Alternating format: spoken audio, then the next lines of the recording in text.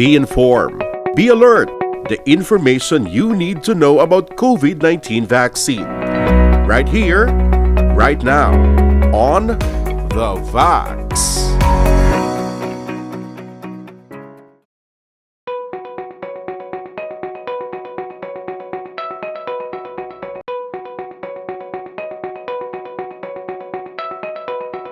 In general, kung may allergy ikaw, may history sa allergy, basta controlled lang siya, pwede gid makapabakuna, pwede gid ka-proceed sa vaccination, pero nag-recommend kami nga bantayan lang siya 30 minutes. No, amutong nahambal ko, kay dira naga-most sa anaphylaxis, nagkakatabo.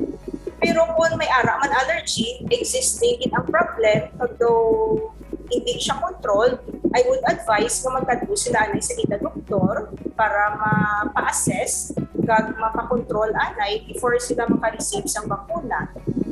Kag hindi dali advisable bidha nga mag-take sang natawag nato nga pre-medication bala or mahambal ka ay may allergy ako, matumar na lang ako gulong para hindi ako mag-react. Hindi na siya advisable, dinadiscourage din namon. Kaya kung mag-react ikaw, may tendency na kung nakatake ikaw sa antihistamine, diba, 30 minutes ng observation. Basi ang imo reaction is ma-delay siya. So pag delay, basi napapulit ka na ba na sa balay, pag dito galit siya mag-occur ang severe na reaction. So mas maayo pag gani na ara, ikaw ya sa supervision ng health professional in case man nga mag-react ka para mabulong gihapon. Kaya kung mag-take ikaw, so ma-delay siya, ara ka na sa balay, so kasi magka-problema kita kung hindi pala matabangan kasun, no?